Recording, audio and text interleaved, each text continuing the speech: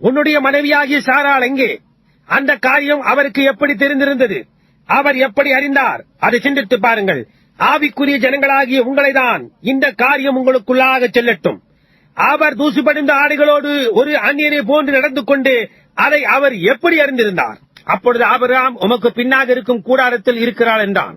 அவர் சொன்னார், நான் என்பது ஒரு தனி பிரதிபெயராகும்.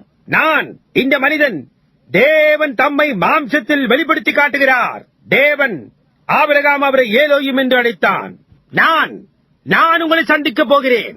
நான் என்னுடைய வாக்குத்தத்தத்தை காத்துக் கொள்ளப் போகிறேன். உற்பவ கால திட்டத்தின்படியாய் நான் உன்னை வந்து சந்திக்கப் போகிறேன்.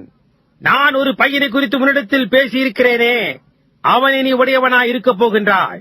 ஆபிரகாமுக்கு 100, சாராளுக்கு 90. சாராள் அங்கே பின்னாக கூடாரத்தில் இருந்தால் சுமார் 4 சிறிய கூடாரங்கள் முக்கியமான கூடாரத்தில் பின்னால் உட்கார்ந்து கொண்டிருந்தாள். கூடார மடிப்புக்கு பின்னால் இருந்து கவனித்துக் கொண்டிருந்தாள். அவள் அதை செவிகளால் கேட்டாள். அவளுடைய இருதயத்துக்கு உள்ளாக அவள் நகைத்து, நானா வயது சென்ற ஒரு ஸ்திரீ 100 வயதுள்ள என் ஆண்டவனோடவா? அவளுடைய புருஷன் என் ஆண்டவன் முதிர் வயதுள்ளவர். நாங்கள் மீண்டுமாய் சேர்ந்து வாலிப திருமணமானவர்களைப் போன்று இன்பமாயிருக்க கூடுமா என்று கூறினாள். அது எப்படி இருக்கக்கூடும்? அவளுடைய கூடார பக்கமாக அவருடைய முதுகை திருப்பி வைத்திருந்தாள். அவள் ஏன் நகைத்தாள் என்றார். சகோதரனே, அங்கேதான் காரியம். மாம்ச பிரகாரமான சபைக்கு சுவிசேஷம் பிரசங்கிக்கப்படுவதை பாருங்கள். ஒரு நவீன பில்லி கிரஹாமும் மற்றவர்களும் அங்கே சுவிசேஷத்தை அதை விட்டு வெளியே வா என்று பிரசங்கித்துக் கொண்டிருக்கிறார்கள். ஆனால் அவர்கள் வெளியே வந்தார்களா? இல்லை. மிக மிக சிலரே வந்தனர். வெளியே அழைக்கப்பட்ட குழுவாகிய ஆபிரகாமை கவனியுங்கள். இப்பொழுது கவனியுங்கள். அவர் அந்த அடையாளத்தை அவனுக்கு கொடுத்தார். அவன் அவரை விசுவாசித்தான். அவர் அவனுக்கு முன்பாகவே மறைந்து போய்விட்டார். எப்படியாய் அது எப்பொழுதுமே ஒரு வேறுபிரிதலாய் வெளியே அழைக்கப்படுதலாய் இருக்கிறது. இப்பொழுது இந்த 2 ஆவிகள் உங்களோடு கூட துரிதப்படவும், நீங்கள் எந்த இடத்தை காண வேண்டும் என்று நான் விரும்புகிறேனோ அந்த இடத்தை நான் அடையவும் துரிதப்படுகிறேன்.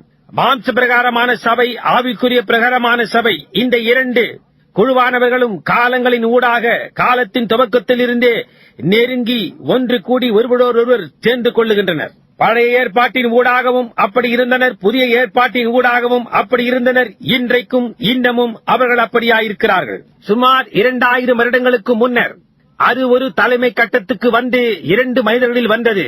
அதில் ஒருவர் இயேசு கிறிஸ்துவானவர், இன்னொன்று யூதாஸ் காரியோத்தாகும். இயேசுவானவர் அவருடைய 2ஆம் வருகையின் போது இந்த 2 ஆவிகளுக்கும் முன் இருந்ததை காட்டிலும் அப்பொழுது அதிகப்படியான வித்தியாசம் இருக்கும் என்றார். இப்பொழுது இங்கேதான் நீங்கள் உங்கள் மகிமையின் வஸ்திரங்களை நீங்கள் தரித்துக் கொள்ள வேண்டும் என்று நான் விரும்புகிறேன். இந்த 2 ஆவிகளும் வித்தியாசமாய் இருக்க போகின்றது. ஏனென்றால் சாத்தான் வந்து ஒரு சபை அங்கத்தினனான ஒரு மனிதனில் ஜீவித்தான். யூதாஸ் காரியோத்து மாம்ச பிரகாரமான சபையில் ஜீவித்து எல்லா நேரத்திலும் சபைக்கு ஒரு நண்பனாக இருந்தான்.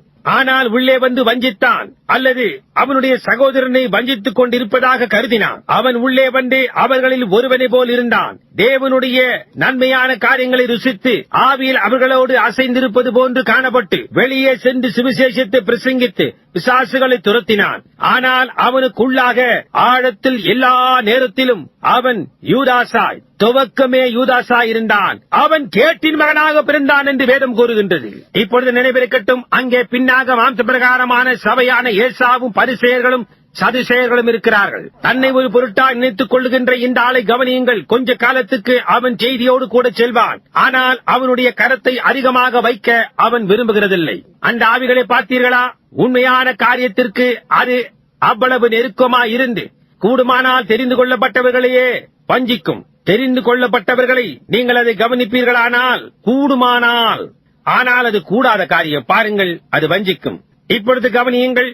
வெறுமன மாம்ச பிரகாரமான சபை என்றல்ல. வெளியே அங்கே இருக்கின்ற ஒருவர் சாதாரண வழக்கமான ஏசாவின் குழுவாகிய மாம்சீக சபை அல்ல. இப்பொழுது நாம் யூதாஸின் குழுவானவர்களை பார்த்தோம். அதிக நம்பிக்கை துரோகமானதாய் நேராக ஆசீர்வாதங்களின் கரங்கள் அண்டைக்கே வருகிறது. எபிரேயர் 6:10 போன்று எப்படியாய் அவர் சொல்லி இருக்கிறார், ஒரு முறை ருசி பார்த்தும் இனி வரும் உலகத்தின் பலன்களை ருசி பார்த்தும் இந்த காரியங்கள் எல்லாவற்றையும் செய்தும் பின்னர் சத்தியத்தை அறியும் அறிவை அடைந்த பின்பு நாம் மனப்பூர்வமாய் அதை விட்டு திரும்பினால், மனப்பூர்வமாய் என்றால் அது என்ன? அவர்களை பரிசுத்தப்படுத்தின உடன்படிக்கையின் ரத்தத்தை ஒரு பரிசுத்தமில்லாத காரியமாக கணித்தலே ஆகும். இப்பொழுது நான் உங்களுக்கு ஒரு உதாரணத்தை கூறுகிறேன். இதோ அது இருக்கிறது. இதோ ஒரு மனிதன் இருக்கிறான். அவன் ஒரு நல்ல அருமையான பையன். அவன் அழைக்கப்பட்டிருக்கிறான். அவன் ஒரு போதகராக இருக்க வேண்டும் என்று அவனுடைய இருதயத்தில் அவன் உணர்கிறான். சரியா? அவன் இயேசுவை சொந்த இரட்சகராக ஏற்றுக்கொள்ளுகிறான். அவன் ஒரு அருமையான பையன். ஒருவரும் அவனுக்கு எதிராக ஒன்றையும் கூறுகிறதில்லை. கொஞ்சம் கழித்து பரிசுத்தமாக்கப்படுதல் வருகிறது. ஒரு ஸ்திரீயை பார்க்கும் போது அந்த மனிதனுக்கு இச்சை வருகிறது. அது அவனுக்குள்ளாக இருக்கிறது. புரிகின்றதா? பின்னர் அடுத்த காரியம், ஒரு கால் அவன் புகைத்திருக்கலாம். அவன் புகைக்க விரும்புகிறான். அவன் ஒரு கால் சூதாட விரும்புகிறான். ஒரு கால் சில கெட்ட காரியங்களை அவன் செய்ய விரும்புகிறான். அதை செய்யக்கூடாது என்பதை அவன் அறிந்திருக்கிறான். எனவே அவன், ஓ தேவனே, இயேசு கிறிஸ்துவின் ரத்தத்தை பூசி என்னை சுத்திகரியும் என்று கூறுகிறான். அவன் பரிசுத்தமாக்கப்படுகிறான். கர்த்தரை ஸ்தோத்திரிக்க சத்தமிட அவனால் முடியும். சில காரியங்களையும் கூட செய்ய முடியும். வெளியே போய் காரியங்களையும் செய்ய முடியும். நினைவிருக்கட்டும், அந்த நாளில் அந்த விதமானவர்கள் அங்கே இருப்பார்கள் என்று இயேசு கூறினார். அந்நாளில் அநேகர் வந்து, கர்த்தாவே, நான் தீர்க்க தரிசனம் உரைக்கவில்லையா, பிரசங்கிக்கவில்லையா, உம்முடைய நாமத்தினால் பிசாசுகளை துரத்தவில்லையா என்பார்கள். இயேசு சொன்னார், நான் ஒரு காலம் உங்களை அறியேன், அக்கிரம செய்கைக்காரரே என்று. பாருங்கள், அங்கே அவர்கள் இருக்கிறார்கள். இப்பொழுது இதை கவனியுங்கள். ஒரு மயிரின் ஒரு கோடியில் ஒரு பங்கு கூர்மையானதை உண்டு பண்ணும் அளவுக்கு வந்துவிட்டோம். சுவிசேஷத்தின் கருக்கிற்கு வந்துவிட்டோம். இருபுறமும் கருக்குள்ளதாயும் கணுக்கனை பிரிக்கத்தக்கதாயும் வகையறுக்கிறதாயும் இருக்கிறது. அல்லேலூயா! ஆண்டவரே, இது ஊடாக போகும்படி அனுமதிப்பீரா? யோசனைகளை வகையறுக்கிறதாயிருக்கிறது. அதுதான் சுவிசேஷம். தேவனுடைய வல்லமையாயிருக்கிறது. தேவனுடைய வார்த்தை கிரியையில் வருகிறதே சுவிசேஷமாயிருக்கிறது. வேதம் கூறுகிறது அது தேவனுடைய வார்த்தையா இருக்கிறது என்று. நீங்கள் கூறுகிறீர்களா?